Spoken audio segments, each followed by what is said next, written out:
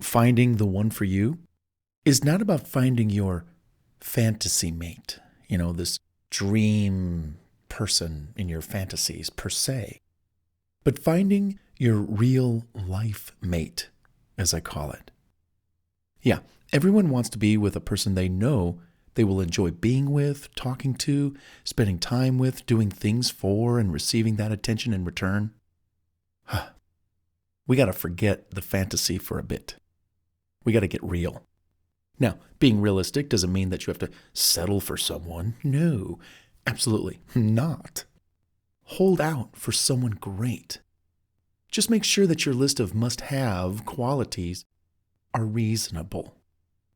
In fact, I was just watching some Instagram little reel, things that, they go by, you flip, and you watch them, real quick. This lady was having a discussion with a relationship coach about her ideal man and how much she makes compared to how much he should make. This woman was making $50K per year, but she wanted her man to make $500K. Okay, to me, that's a fantasy mate. 10 times what she made. That's not real, And it goes for guys to gals. Guys want a gal that's super duper duper duper hot, hot looking. It doesn't always work out that way. So, finding the one is not about finding your fantasy mate, but about finding your real life mate.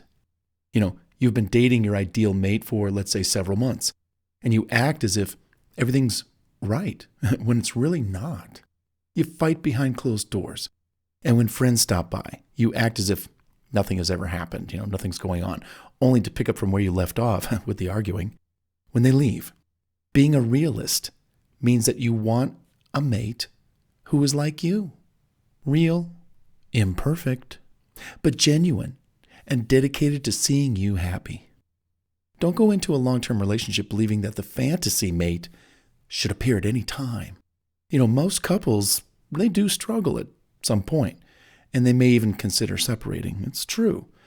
Statistics tell us 50% of marriages end in divorce, separation, etc. So they've got that working against them too. If we can accept that people make mistakes, we will be more able to weather most emotional storms when they strike. If you are having doubts about the potential someone, trust yourself. What do your instincts tell you? If you're still unsure, ask yourself, how do you honestly feel? And you'll find out. Fantasy land is for the storybooks and theaters, movies and Hollywood. Fantasy and romantic notions generally lead us to choose romantic partners for all the wrong reasons. What you should do is shoot for practicality first. Do they make you feel safe? Do they support your dreams and ambitions? Do they respect your income and your money and your property? Are they conservative in nature? Do they handle the basics of life? Once the basics are handled, and you could put those on autopilot, now's when it's safe and secure to jump into deep love and fantasy romance, creating fantasy, into reality, because we've got a firm foundation, a bedrock to build a solid relationship on.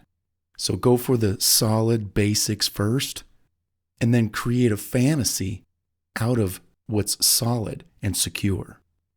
So remember that. The fantasy mate comes after the real life mate.